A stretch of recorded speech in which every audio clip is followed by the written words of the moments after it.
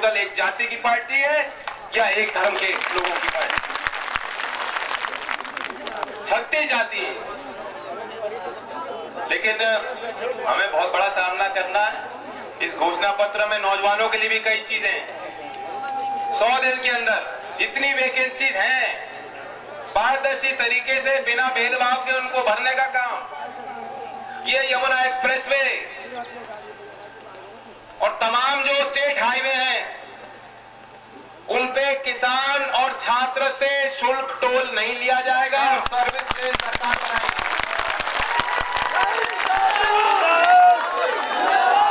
जो नौकरी दी जाएगी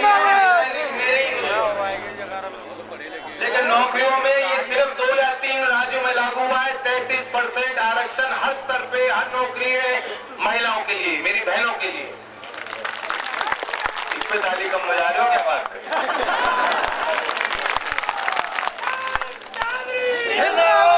और बिहार की बड़ी चर्चा हुई थी एक मुद्दे पे। अब यहाँ हो सकता है किसी को पसंद आए, किसी को पसंद ना आए। समझ रहे हो मेरा इशारा? मैंने कह दिया है, जो नशा मुक्ति के लिए काम करेंगे सामाजिक संगठन, सरकार उनको पूरी सहूलियत और सहायता देगी और नए ठेकों को लाइसेंस नहीं मिलने वाला है। कुछ हमने छोड़ा नहीं है इसमें, लेकिन फिर भी इसमें जो लिखा है ये तो करेंगे, जो रह गया उससे ज्यादा हमने लिखा। आप मौका दोगे, इससे बहुत कुछ ज्यादा करने की इच्छा और अभिलाषा है हमारा सामना। लेकिन बड़े बड़े लोगों से है। बहुत पक्का चोर कोई हो, बहुत पक्का झूठ बोलने वाला हो, अगर आप उसका झूठ पकड़ लोगे, आपके सामने आ जाएगा तो वो भी शर्मिंदा हो जाता है, वो भी आंख से आंख नहीं मिलाता। लेकिन हमारे प्रधानमंत्री ऐसे हैं, बहुत पक्के हैं, पक्के से भी पक्के।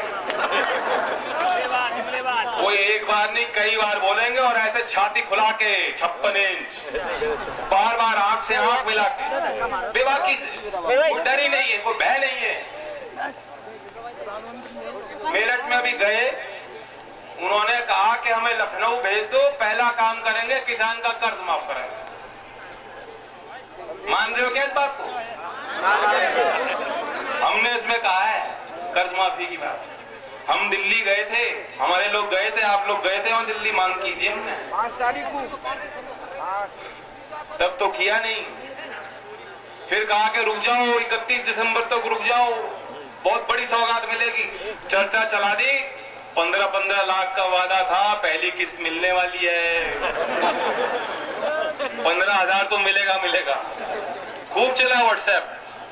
प्रधानमंत्री कहते गए, देखो मैंने गरीब पे के लिए किया है, अमीर पे वार किया है, गरीब और अमीर का फासला कम करना है, समानता लानी है, 1000 रुपए का नोट 100 रुपए का नोट बराबर कर दिया।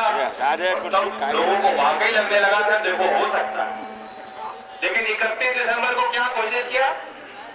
कोऑपरेटिव बैंक में जो लोन ले रखे हैं, 2 महीने में अगर दे दोगे तो लोन का ब्याज माफ है। और करना था तो बजट में कर सकते थे, बजट में कुछ मिला क्या? 2 घंटे का भाषण सुनने को।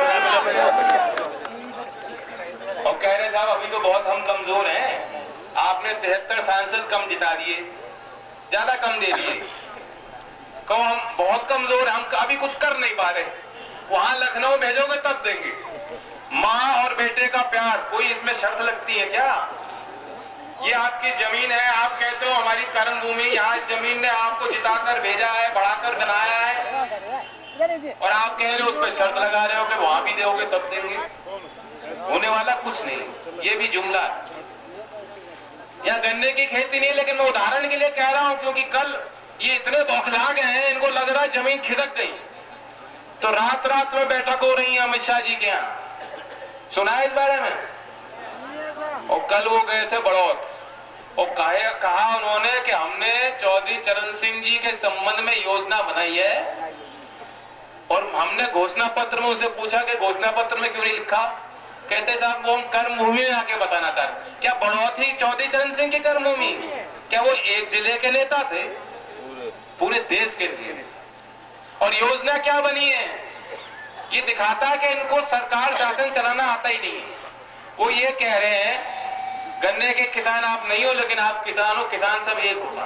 कह रहे हैं 14 दिन में पेमेंट नहीं होगा तो जो ब्याज है वो ब्याज को सरकार देगी और उसके लिए हम चौधरी चरण सिंह भुगतान योजना बनाएंगे। ये उनका प्रस्ताव है। सीधी सी बात ये है, आज भी कानून है जो कहता है 14 दिन के बाद अगर प्राइवेट मिल पेमेंट नहीं करती है तो ब्याज लगता है। वे सरकार नहीं देती, वो मिल मालिक देते हैं। ये इशारा कर रहे हैं कि मिल मालिकों को कि पेमेंट मत दो, 14 दिन के बाद ब्याज तो सरकार को देना है, तुम मौज करो। अरे कोई महत्वाकांक्षी योजना बनाते, कह देते सरकार भारत रत्न देने पे विचार कर रही है, आरक्षण पे ही कुछ कह देते। चौधरी साहब का नाम इतनी छोटी सी काम को लेकर जो ऑलरेडी लागू है, जो कानून पहले से बना हुआ है, कितनी अज्ञानता है उनको। छोलने में और छोले भटूरे में फर्क नहीं मालूम। शरीर को देख लो, एक भी दिन ऐसे है लोग देखने में ही लगता कभी उन्होंने मेहनत नहीं की। एक भी जीवन में पूरा एक भी दिन शारीरिक श्रम मेहनत उन्होंने की है क्या? देख के लग रहा है योग भी करते होंगे, नहीं करते। लेकिन बंदर के हाथ में बंदूक है भाइयों। अंधाधुन गोली चल रही है, किसी को मालूम नहीं अब अगला निशाना कौन हो, किसी को नहीं पता। तो इसलिए हमें बहुत सतर्क रहने की जरूरत है। दूसरी तरफ यहाँ लखनऊ में भी जो बैठे हैं, इनका भी कोई भरोसा नहीं। बहुत प्रयास किए हमने, बताओ कोई कसर छोड़ी क्या चौधरी साहब ने? कोई कमी हो चौधरी साहब की? कई बार निमंत्रण दिया, इकट्ठा हो जाओ संदेश दिया, लेकिन दिक्कत यह है कि सपा और बसपा, उन पे जो ट्रांसफॉर्मर है उस पे नाम है उसका यादव सिंह। बीजेपी वाले जब चाहते हैं सीधा करंट दे देते हैं। जब को लगता है कि उम्मीद बन रही कि भाई विपक्ष इकट्ठा होगा, भाजपा वाले पीछे से करंट मार देते हैं, सपा वालों को भी बसपा वालों को भी। जितना आज राष्ट्रीय लोकदल बीजेपी के इस एजेंडा के खिलाफ खड़े होके बोल रहे हैं, हम लोग गांव-गांव में फैसले लिए जा रहे हैं, पंचायतें हो रही हैं, अखबार में बोल रहे हैं, चौधरी साहब बोल रहे हैं, हम लोग बोल रहे हैं। इस ईमानदारी से क्या कोई और पार्टी बोल रही है? इसलिए अगर आप इनका दिमाग ठीक करना चाहते हो, जिनको 73 सांसद आपने दे दिए, यहाँ की तो मैं चर्चा नहीं करता, वो तो हमारा हिसाब 2019 में चलेगा नहीं तब तक नहीं चलेगा।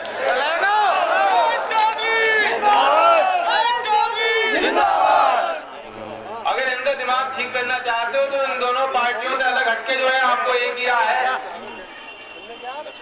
सभा में सरकार इन्होंने 5 साल चलाई, सुबह कहते थे कि प्रजापति जी बहुत भ्रष्ट है, हमने निकाल दिया।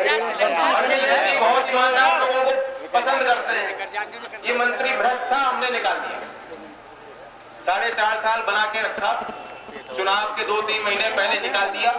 सुबह निकाला, दोपहर तक आते आते कहा कि नहीं, पिताजी का फोन आ गया था, उनको रखना पड़ रहा है, रख लिया। फिर कहते हैं दीपक सिंघल है सचिव, बहुत बेकार है, काम नहीं किया, उनको निकाल दिया सरकार, बदलेंगे। अरे सचिव तो फिर कहा कि जी नेताजी ने कह दिया, मेरी मजबूरी है, फिर रख लिया। क्या सरकार ऐसे चलती है? कुछ सांप सीढ़ी का खेल है ये? एक कदम आगे चलोगे, 4 कदम पीछे चलोगे। दृढ़ निश्चय होना चाहिए। कहा तो बहुत कुछ था भाई, अभी तो कट भी नहीं बना। मायावती जी के समय पे हाईवे बना था, उद्घाटन अखिलेश जी ने किया। अखिलेश जी के समय कट बनाया, उद्घाटन कौन करेगा?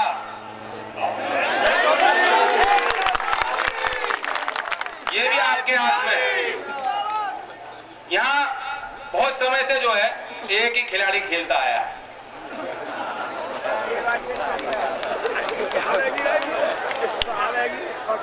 अब वो भी ऐसे है कि वो, अब मैं क्या कहूं उनके बारे में, कुछ नहीं।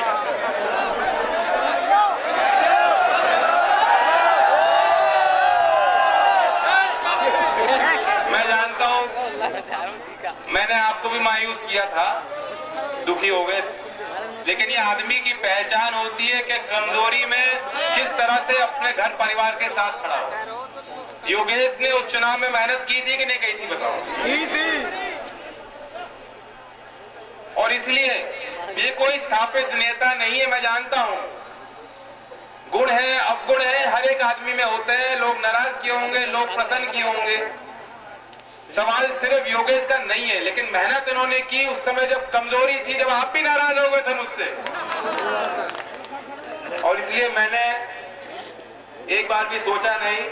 खूब हल्ला हो रहा था, चारू लड़ेगी, जयंत लड़ेगा, खूब चर्चा हुई। मेरे मन में भी ठीस है कि उस समय मैं विधायकी को आगे नहीं बढ़ा पाया, लेकिन इस बार क्या मेरे हाथ में विधायकी देना चाहते हो कि नहीं देना चाहते? तो ये वही चुनाव है। मैं उन झगड़ों में नहीं पड़ना चाहता। सादाबाद कल गया था, सादाबाद में हुजूम, वहां भी कह रहे साहब आप छपरौली से नहीं या सादाबाद से लो। मैंने उनका कहा कि 350 प्रत्याशी उतर चुके हैं लोक दल के, गर्व करो, ये शुरुआत हो रही है, पौध लग रही है आगे के लिए। मैं निकल पड़ा हूं, रुकने वाला नहीं हूं। आजा बेटा मेरा। और मैं एक आपसे अनुमति लेना चाहता हूं। मैं 5 साल यहाँ रहा, मैं मानता हूं पिछले 1.5-2 सालों में मेरा आवागमन कम हुआ, लेकिन एक चीज थी, बुंदेलखंड के एक आदमी से मैंने बात कर रहा था, वो कह रहे थे कि हम आपके साथ पहले भी थे, आज भी हैं। आपने हमारा हाथ छोड़ा, हमने आपका हाथ नहीं छोड़ा। मैंने बिना आपसे पूछे, लेकिन आप पर विश्वास करके कि आप साथ चलोगे, उनको आश्वासन दे दिया कि आपका हाथ हम छोड़ने वाले नहीं हैं। उनका ये कहना था कि आप मथुरा ध्यान देते हो, अच्छी बात है, लेकिन हमारे यहाँ भी समय। मैंने कहा सिर्फ मैं नहीं, 11 तारीख में चुनाव हो जाएंगे, यहाँ के सब जिम्मेदार साथी भी साथ चलेंगे और तुम्हें चुनाव लड़ाने का काम करेंगे। जिंदाबाद। ये एक अच्छी शुरुआत हुई है। 5 बजे तक प्रचार है और हमें सब जगह नजर रखनी है। सीकरी के रिश्तेदारों को भी कह लेना कुछ, वहां भी बहुत बार मार खा ली, आपस के झगड़ों में पता चले तीसरा निकल जाए। गोवर्धन में भी, सब जगह पड़ोस में जहां जहां रिश्ते हैं, नातेदारों को कहोगे नहीं कहोगे प्यार से। और घर की सारी वोट, नौजवान तो बहुत कूद कूद के जा रहे थे पिछले चुनाव में, इस बार कूदोगे अपने लिए। और महिलाएं यहाँ है नहीं, लेकिन बता देना उनकी भी वोट गिरवानी बहुत जरूरी, खुद डालेंगे वो। तो योगेश है, आपकी अनुमति हो तो आशीर्वाद दे दिया जाए उनको।